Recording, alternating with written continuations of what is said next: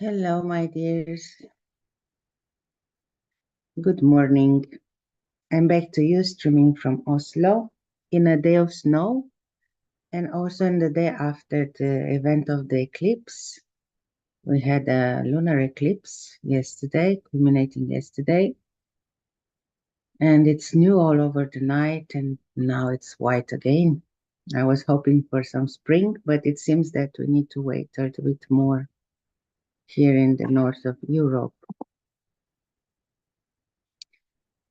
So I wish to continue the series of lectures on the topic of womb consciousness.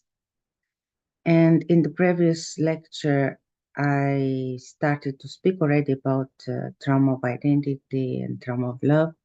So I was already introducing the, let's say, broader topic of the trauma biography.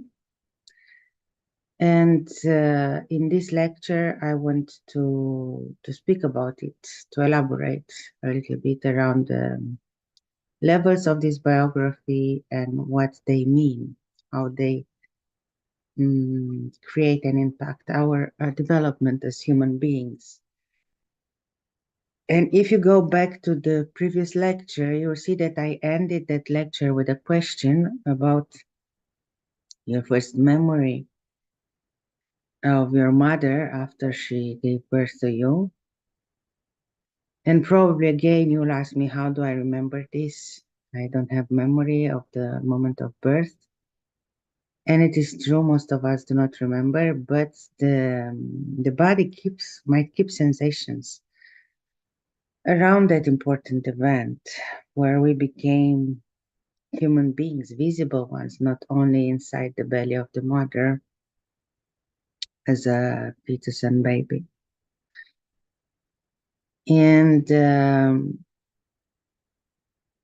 one important thing is that you don't need to have those conscious memories about this moment. But once you start to dig into your own trauma biography, you will start to get more information and you will even recover some memories, not directly, but through what you can work using different tools like constellation, family constellation, or the IoPT method, identity oriented psychotrauma therapy, that I'm going also to speak about today.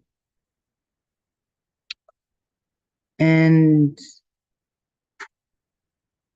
even if you grew up very fond of your mother and having a beautiful relationship with her, very loving one, there might have been in the past, in her womb or at birth, moments where small traumas or bigger traumas happened. And your body will still have this imprint of those events. And in a way or another, at a certain point in your life, you might actually connect with that experience through the body, through therapy, and start to recall and understand better what happened and how this affected your life, what kind of survival strategies you develop because of these events. So I'm going to share with you a short PowerPoint trying to explain also visually what actually this trauma biography means, and to specifically connect this concept with the womb reality, the womb consciousness, because when you become aware of the complexity of the trauma biography and how many layers it has, how many hidden patterns and mechanisms it incorporates, you will start to be more aware of why certain events or certain situations happen or still continue to happen. There are many patterns that are not only sometimes are hidden, but they are also repetitive along your life. And they can manifest in many ways in relationship to other people, but also in the way you see, you perceive your own reality, the way, the ability that you have to connect with yourself, with your body, and so on.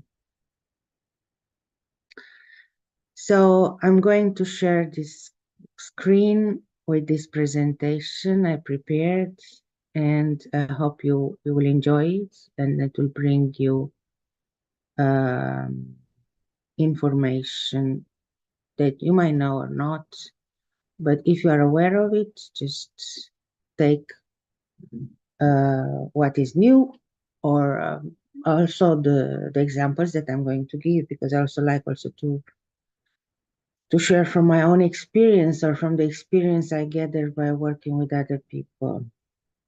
So these slides show you a very schematic representation of all these layers of a trauma biography in relation to the womb. And I'm using the same image I used in the previous lecture.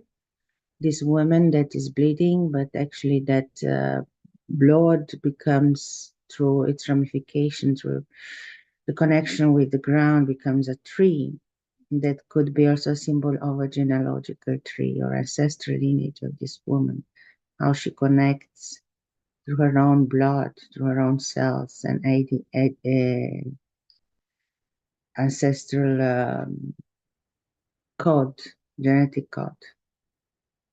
So at the base, as the laying foundation of our whole womb trauma or trauma biography, lays this ancestral lineage or intergenerational trauma that can go back to 3, 4, up to 7 generations, and maybe even more.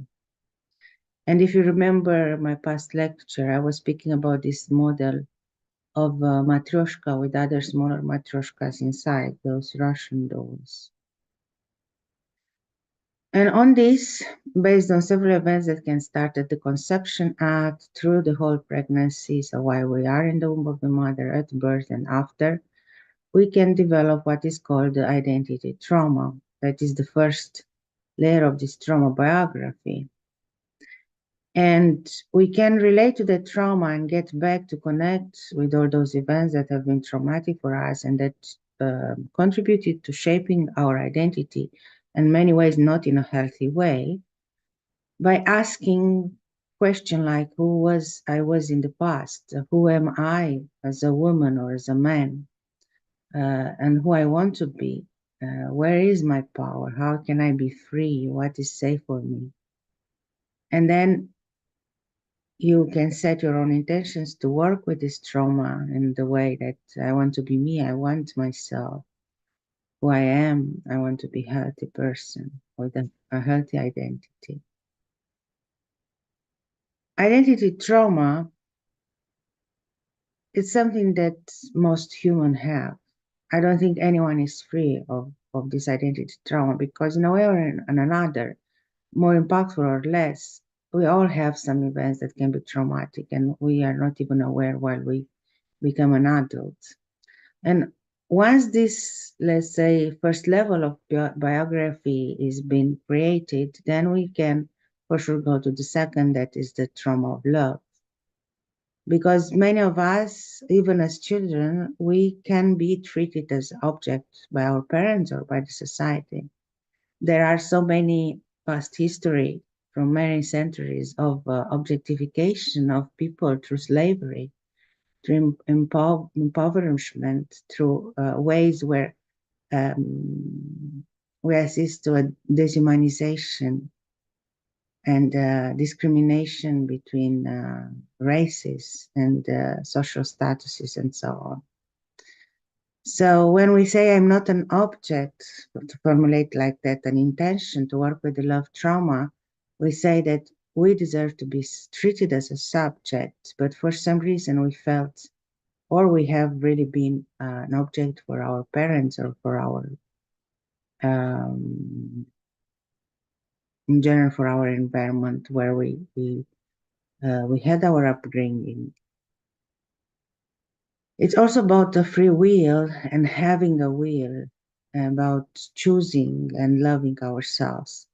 I hear so many stories about the concept of self-love and what this means, but I think it's really poorly understood by many and only superficially, because I don't see so many when they speak about self-love also speaking about this trauma of love and how you can recover from it, because it's truly impactful, truly and severely impactful.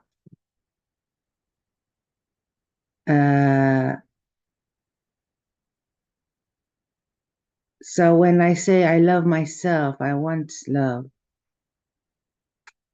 it's not about directing our attention towards the others, searching for this love outwards, but about going inwards and connecting with who we are. Because we as human beings, we all deserve this love. But firstly, we have to find it inside, towards ourselves, connecting deeply with all these layers. And in many ways, these loves also go through the connection with the body. So how we love, how we cherish, how we nurture our body. And the third layer of trauma, after trauma of love, is the sexuality trauma. And again, this, I'm coming back to this being a subject or an object. Because in many cases, and we all know about trafficking of people and how much in several periods in history and still nowadays, women have been abused and sold as slaves, and then they had to prostitute to be able to survive or to earn an income. This sexualization or sexual trauma comes from all the other layers that overlap: identity trauma, love trauma, where people in general, but mostly women, as they were considered a weak gender, have been abused and misused. They became an object. And many, when there is sexual abuse, either in childhood or later, but usually if it happens in childhood, quite early sometimes, it will tend to repeat also in adult age, because our boundaries are violated when the abuse happens, and so we will not be able to create solid and healthy boundaries in life. And it will be easier for abusers to exercise their power over us, right? So between love trauma and sexual trauma, there is actually a very strong overlapping, because when we don't love ourselves because we didn't receive this love as a primary need of a small child, we will also offer the body as an exchange, because it will not be highly praised or highly considered very important to a certain extent. So all these layers, they overlap, they interact, interrelate in our own biography. And over these four layers, there is a fourth one that in some cases, it doesn't happen to all people. The extreme manifestation of the fourth layer is the psychopathy. All those criminals in series, or people that really strongly abuse other people, or all these dictators that abuse whole nations and created wars between nations. They are on the top of this structure or layered structure that we call the trauma biography, because the severely abused people, and most of the abuse again happens during the childhood, even very early in the early age, they at a certain point become abusers themselves. And so, to a certain extent, we all can have these layers, but some of them can be more prominent, and thus will lead us to develop survival strategies according our own personality and environment, and how this can influence us.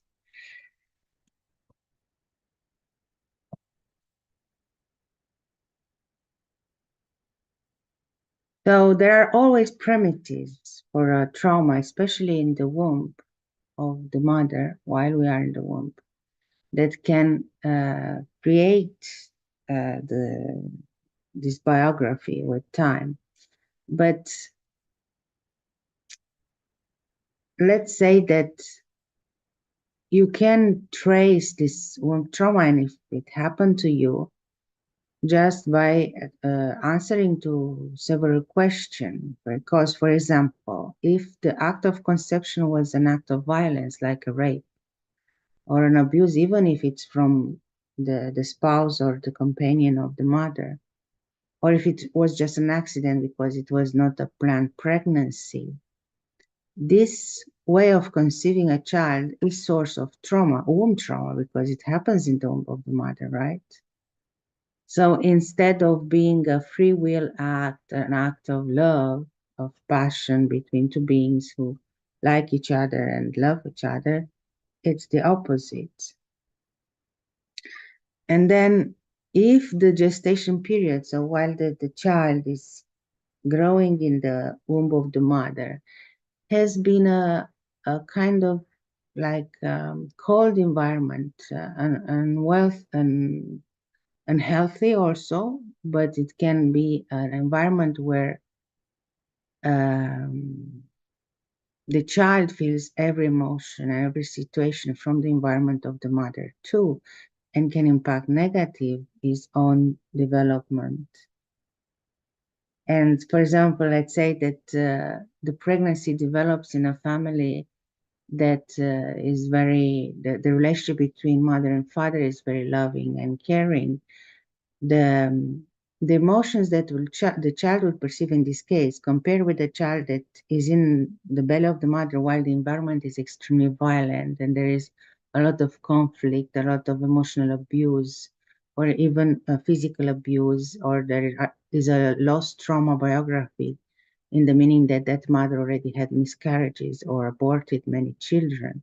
That environment, that womb for the child will create premises for trauma.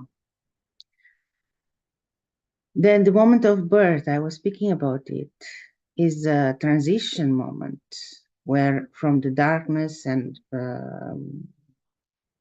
somehow warm quality of a womb space as it should be naturally, we go out in the world in the light, but the first impact can be really cold.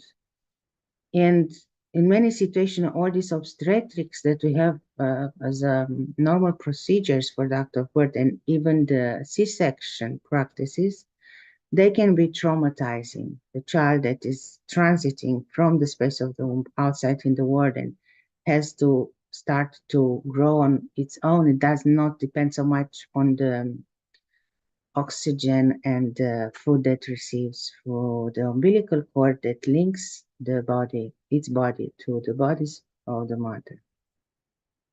And if this transition is difficult or traumatizing through different practices that even they are normal, they actually can induce trauma, you can imagine that there will be a negative impact.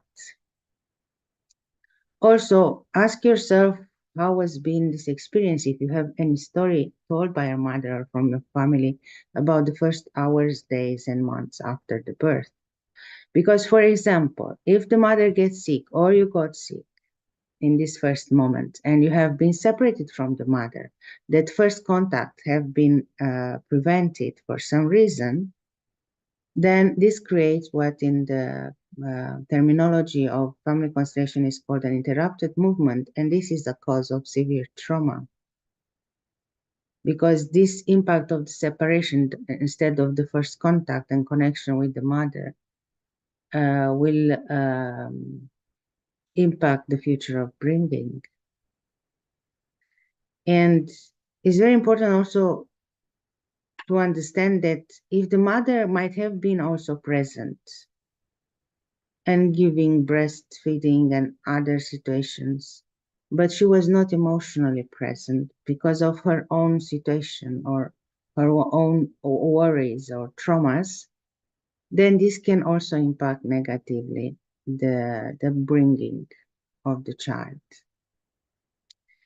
And further on in life, there are other events from this first environment we have that is our family.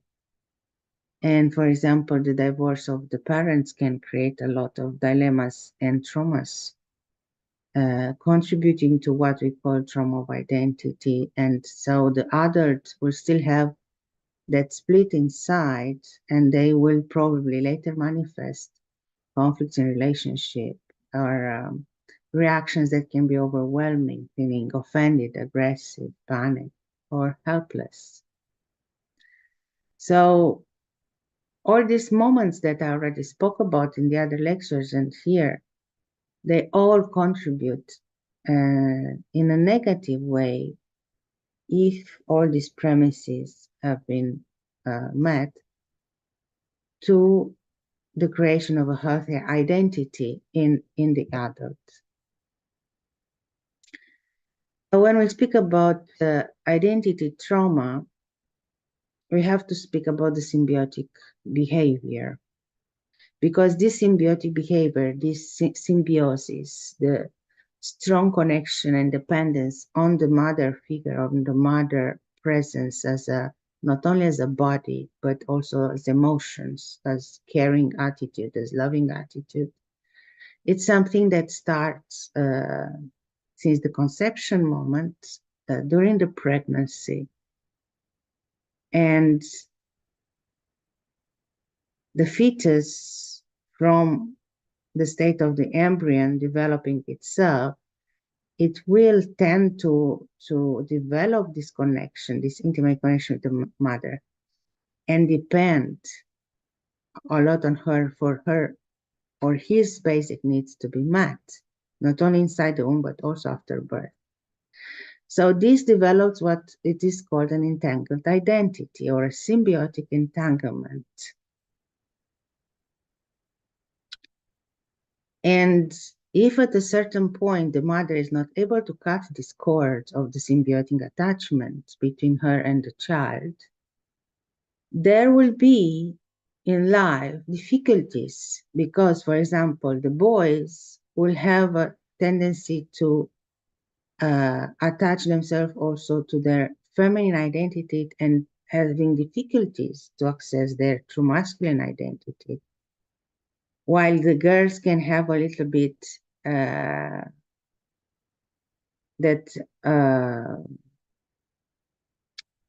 feeling that they are not free to live their own femininity because they are too much attached to the mother's trauma. Because these symbiotic needs are primary needs that every child, every mammalian has. So because we are part of mammiferous species as other animals. So it's not even about being a human, but is about the strong connection that the presence of the mother provides or is supposed to provide. Because the mother is there to have body contact, to feed the child, to keep him or her warm, to give a sense of safety and a welcome, to love, to see the child. And of course, that after this stage is over, that this is primary after birth in the first 2-3 years, when the child is very much dependent still of the mother. After this, the mother, if she doesn't manage to support the autonomy needs, because she already fulfilled her role in creating presence and assisting the symbiotic needs of the newborn, if she does not manage to also support the autonomy needs of the child will develop with traumatized parts and developing coping mechanisms. If she is able to support these needs of autonomy, then the child will develop also healthy identity and healthy adult. So these autonomy needs that are very important after a certain age to be developed with the help of the mother and then later with the help of the father are the ability to feel autonomously, to think autonomously, to perceive the one self as a whole self, not a split or fragmented, to have free will, to have a certain independence as a human being, but also later economically and socially, to be able to take decisions on themselves, on their own, and to do things, to create a path in life by their own. In the layer of trauma of identity, and many times overlapping also with and by the trauma of love, there are the so-called identification processes with people from our origin family, but also sometimes from ancestral lineage or people that we connect along our upbringing, and they bring a contribution to the way we see life, we see ourselves, we connect with others. And these processes many times are subconscious, and they can help in constructing a healthy, or if they are not positive, unhealthy identity. So when this identification with people are positive, they help in accelerating the learning process. And these people are role models for a person to develop and to create a personality. But when these identifications are negative, and they are very strong, especially with parents, especially when the parents have their own traumas and they were not aware of what they were transmitting to the child, then this negative attribution prevent the child to have realistic perception of himself or herself, or to do things by himself or herself. And usually, as a survival strategy, that child will tend to try to please at any cost the mother or other people in the family, to crave and ask and do anything to have the attention of that person, sometimes going to the extreme that would like to save the mother, to heal the mother, to support the mother, if the mother is not able to do it by herself. So we all as human beings will have along our life positive and negative identification. But let's say that the amount and the qualities of this identification will actually impact the way we develop this healthy identity, and what kind of survival strategy will also tend to create. So for the trauma of identity, that is the fact that we feel we are not wanted. And in many cases, a pregnancy, for example, might not have been wanted, but it went to the term and then the child was born. That child will have this feeling of guilt, of shame, of feeling worthless. And the survival strategy from these heavy feelings can go to extreme, even into suicide, or accepting roles and missions like wanting to save the world, or embracing a cause like climate change, or saving the indigenous population, or other things like that.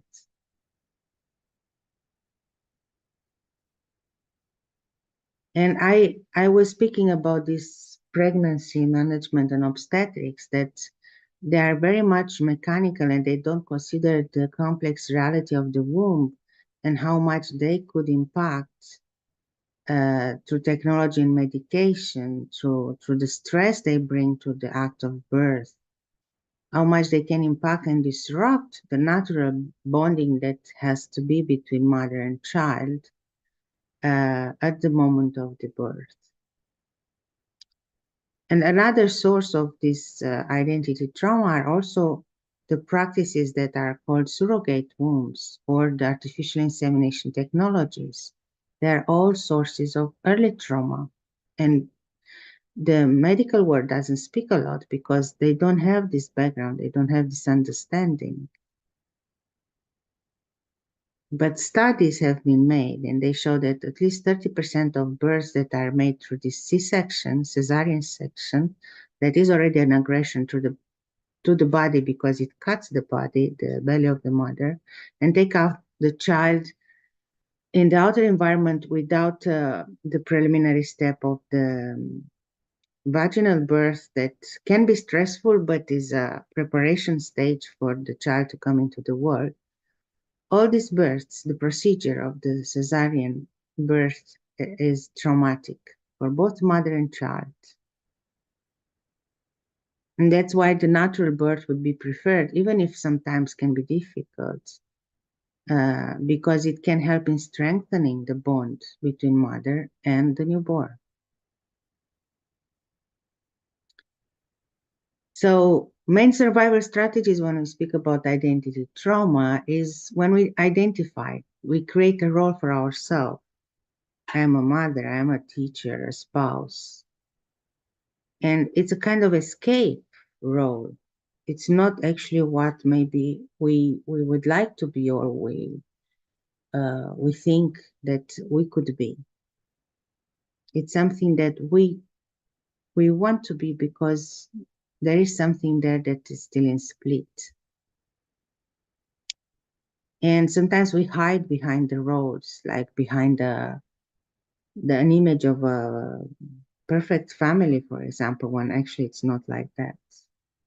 Or to certain cases, we also identify with the role based on the gender, or it's a sexual role. Like, I am the real woman, you are the real man, and so on. When we speak about the layer of the trauma biography that is based on love trauma, when we don't feel loved by our mother or other people in the environment, we develop symptoms or behaviors like anxiety, the looking always for attention from the others, trying to get busy at all costs, clinging to others, trying to dominate other people's lives. So in reality, with these behaviors, we are prevented to feel love also for ourselves. That is the primary condition to get back to a healthy identity and to get out of this stuckness that trauma brings in our life. Because trauma blocks love, the energy of love. But when we find love for ourselves, we start to embrace that reality inside of us that is still hurting from these traumas, then that love can bring healing to all that past trauma. And we can recover our healthy identity. A survival strategies for this level of trauma biography, as I said, is a child that wants the attention of the mother, her attention, her eyes on him or her all the time, but can do this to the extreme to sacrifice her own life, becoming the caregiver of the mother when it's not supposed to be like that, or try to rescue her, to save her from her own death, from her own disease, from her own way of being sometimes. And this happens a lot because that person, that child, identifies with the mother and takes on her own needs. And so the mother becomes the child of the child, which is completely non-natural and very much leading to serious issues in the life of the child. Sometimes, instead of going towards the mother, we go towards the outer environment, towards other people searching for love, and we create big illusions around what is love. And then the relationship do not work because we establish a relationship based on fleeting structure, on something that is not solid, is not healthy. And it's our own mental and psychological structure that has all this split from trauma that is not able to respond in a healthy way to the other one in relationship. Wanting fame and hunting it at all costs is another survival strategy. Many people, and especially women in their young age, they start to develop eating disorders because it's a way to compensate with this lack of love they feel from their own mother. And sometimes being overly submissive, obedient, or on the opposite, rebelling all the time. The work alcoholic people, they will work, overextend until they burn out because they want to meet expectations from the outer environment, from their colleagues, from their bosses, from everyone. And then they neglect their own needs. And as an ultimate mechanism of self-protection is also giving up on love because there is mistrust, there is hurt, and there is much pain, that creates like a protection around that person. But of course, it's a false protection because not all people will always hurt us or betray us or so on. And then the third level of the trauma biography I was speaking about, sexual traumatization, as you saw previously, it builds up on these previous layers of identity and love trauma. And it also creates an environment for many negative emotions and feelings to pile up inside, like a lot of anger, shame, the pride, also disgust. Sexual trauma often happens in childhood, early childhood, in those children that had an I and want function severely damaged. And Franz Rupert, the one who created this model of trauma biography and the method of IoPT therapy, he speaks about sexual trauma as a trauma of the whole bonding system, because that child grows in a family that already has this traumatization in each of the parents, and there are entanglements. And so the children are dragged inside this psychotrauma biography of their own parents, and they become victim of their own parents, of the abusers. And of course, the abuse, and in this case, we speak about sexual abuse, can also happen because the children are not properly protected by their native family, by their parents. And then there will be another abuse in the close environment, as in form of a member of the family, an extended family, or a teacher, or a friend, a coworker, and so on. So an unhealthy I, an unhealthy boundaries, weak boundaries, will always create a ground for possible sexual traumatization. And in the society, the sexual traumatization is also very much present at the collective level, because as I said, there were many years of perpetuation and abuse and use of humans as slaves and for prostitution. But we also assist in our days still to this increase in child pornography, the ritualic abuse, also practices that in some cultures are considered normal, that in reality they create a premise for trauma, like circumcision or genital mutilation. To not speak about all those situations where there is medicalization and aggressive intervention even at birth that can lead to a form of sexual traumatization for women, because they are forced to get into mechanical acts that are not part of the natural development of a birth process.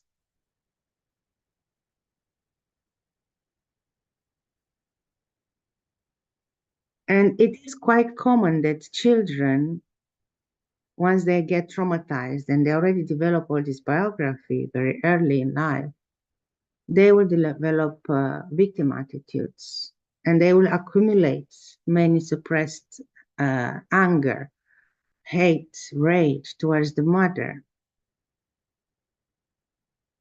And so they will be unable to recognize that they have their own power in transforming their reality, and they will live life in a constant quest for someone to cling on or to blame because of their misery or what they feel inside, all this anger, and for their own aggressive patterns, for example, for everything that stops the flow of love and success in their life.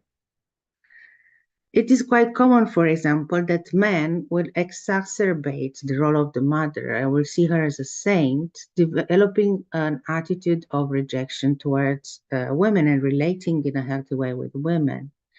because all the women will be seen like whores, except the mother in this case. Or some men have a general tendency to look for the mother in their own partner to substitute her, or to try to dominate the partner, to sexually abuse her, to become a dominator, a perpetrator. And the abuse also can be verbal, not necessarily sexual or in a different modality.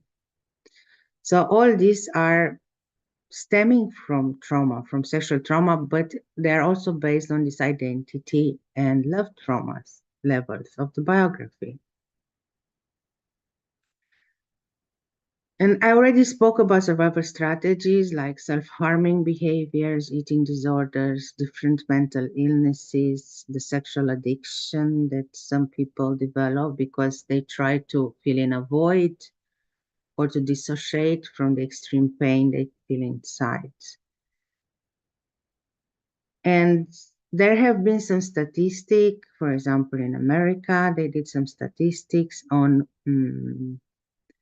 how many children that are abused sexually know or don't know their own perpetrator. And actually, as you see, 93% of the perpetrator of the abuser are known to the victim because it's part of the inner circle of the family circle or the a little bit extended family circle. 34% can be family members, 59 acquaintances, and only 7% is a stranger. And of course, the abuse is much more frequent in girls than in boys. A lot of abuses, like 30% of children that are abused have between 14 and 17 years of age. And many of them, when they survive the childhood abuse, will develop also depression, so is considered mental illness, or post-traumatic stress disorder, or even addiction to different substances like alcohol or drugs. They are all disorders. They are mental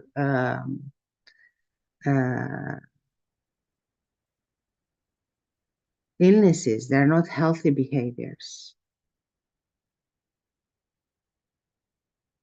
So this, if you just look to this light, you'll start to understand how traumatized our whole society is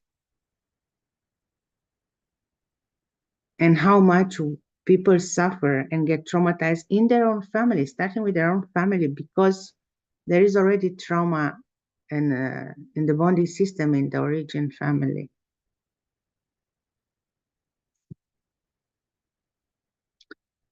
So I spoke a lot about trauma and what it means to be traumatized and how you develop trauma biography and survival strategies. But let's talk a little bit about what actually is to be healthy and how we can reconstruct a healthy identity, how we can get out of this entanglement with all these trauma parts that are in split. Because trauma means a split, a fragmentation, and it happens in the body, in the psyche, in the emotions. So a healthy identity means that we have our own self. We recognize ourselves as independent human being with an own will, an ability to use our senses and to know, to connect with our emotions and express them healthy. The contact with the body is one of the most important aspects of a healthy identity, because many people that are traumatized or heavily traumatized, there we have will have and develop a strong ability to disconnect, to deassociate. Having connection with our thoughts, with our words, knowing what our words really mean, and be able to connect with other people in a healthy way, to behave normally, and to have constructing relationship is part of a healthy identity. How do you resolve your trauma? How many paths there are? Well, I think each person is singular and choosing a way to solve its own traumas and to heal from them. And there are many therapists and schools nowadays offering methods of therapy and tools of self-help. I think we have to get back to that sense of acquiring a gut feeling, trusting our intuition and the paths that open for us and choosing the one that is best for us. But the first step in most of the cases is to return to the body and to listen to the body, to what is happening to the body, and ask for support to access even more all these layers of a biography, to understand them through therapy and self-inquiry, self-observation. Because the most important aspect when you walk on a trauma resolution path is that you start to know yourself, especially in those parts that are hidden from you. You start to understand your patterns, your thoughts. You start to be assertive and discern between what is a negative identification, what is a positive one. And then you start to accept yourself as you are, and you accept everything that happened as it happened. Those post-memory at a certain point when you are on the healing path will not affect you, will not make you so angry anymore or so reactive. Because you already will start to tap into your wisdom, in the body wisdom, and you will have support also from others to focus on yourself and to develop this awareness about yourself, about your own biography, about your own survival strategies. And in this whole path, I often hear people saying, oh, I did a lot of work and I healed a lot my ancestral lineage. And the first thought or question that comes to me to ask to that person saying this is, but how much work did you do on yourself? Forget the lineage. The lineage heals while you are healing yourself. Why do you go in the past, behind your moment of conception, to search for clues when you have them all already inside? And of course, the basic primary relation you have to heal is the one with your mother, because many cases is because of her or because of what happened to her that you are also affected and you develop a trauma biography, as I already shown to you today. Once you heal the relationship with the mother and you accept those parts of you that might still be in identification and work on getting out of these negative identifications, you will see that you will have a gain ability to recognize and formulate for yourself healthy attitudes, healthy boundaries, and healthy relationships with the other. And you will also get a very important ability, that is the one to self-regulate. Not only to get awareness about what's happening to you in every moment and to understand when you are triggered or when you are in a peaceful and calm and social state, which is the healed state, the normal state that human beings should have out of the trauma biography. But you will be able to also regulate according to the events and the interactions that you have. So you will not get any more overwhelmed of overreacting in those situations that sometimes can be challenging, sometimes can bring difficulties. So the healing path is something that you can start at any time, but starts with this self-observation, self-inquiry, and self-acceptance. And all this will build what we call self-love. Self-love doesn't happen by night or just because today I decided I want to love myself and I go to spa. Well, this is the external part of self-love. Because the internal process can be very deep, very long, and challenging. It doesn't happen by night, especially if you have a complex trauma biography that started very early in life, even from conception, or if you already carry many traumas also from your mother lineage and so on. But the work is individual. And you can have support, you can have help from other people, but the responsibility and the awareness for this work to be done is exclusively yours. And I'm going to show you some books that I recommend for your own reading, even if you are not a specialist working with traumas. If you are curious, these are very interesting books that explains a lot about also biography of trauma, childhood trauma, adverse childhood experience, symbiotic attachments, and trauma bonding and bonding in family constellation, and so on. I mainly put books by Franz Rupert because he's one of the authors I've also studied, but you also find other authors if you search for this keyword. And I'm going to stop here with the sharing of my lecture. I hope it has not been too long and boring. You also find this information in those books I recommended and in others, because nowadays there is a lot of focus on trauma. But as I often hear people and even therapists and healers and coaches saying, I'm a trauma-informed therapist, coach, and blah, blah, blah. And I tend to tell them, but how much work on your own trauma you did? And they look to me like, oh, this is something new. Then I say, then humble yourself, because you might be trauma aware, but you don't know much about trauma, so it doesn't mean much. And I'm not saying you to offend you if you are one of these coaches or healers or therapists. I'm just saying to you that there is so much hidden. And being aware on a, let's say, more theoretical level about what trauma is and how can impact the body and other aspects of your life is not enough. You have to experience inside. You have to gain that self-awareness, self-knowledge. And then you will understand what I'm saying this. And this is also an invitation for future lectures or maybe even appointments in case you're feeling inspired to try to work on your traumas. I'm always available. Just connect by email or even subscribe to the channel because there will be more contents in the future. But this is an invitation. These lectures actually are a premise for the invitation to start to take yourself seriously and to do this inner work. It will pay off. It will be challenging. I'm not saying no. It will take time. It doesn't happen by night. But at a certain point in the future, you will say, I know myself now much more than in the past. And I'm working towards a healthy identity.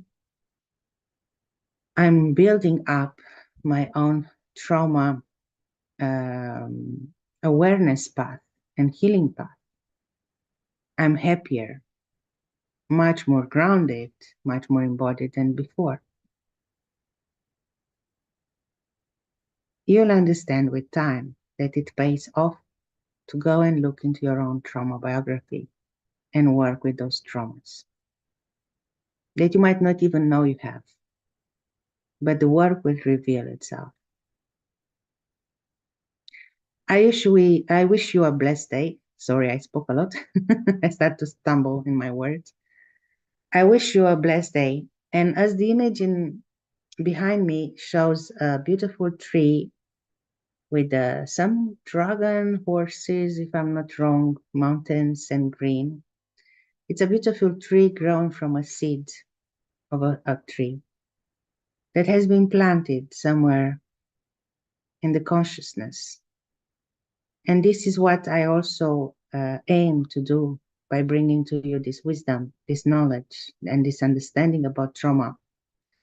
I hope that I can plant a small seed in our own consciousness about what this womb trauma and womb consciousness, how we build up womb consciousness through educating ourselves and getting to know ourselves better. And maybe with time, this seed will grow inside you and will bring you much wisdom, expansion, and happiness.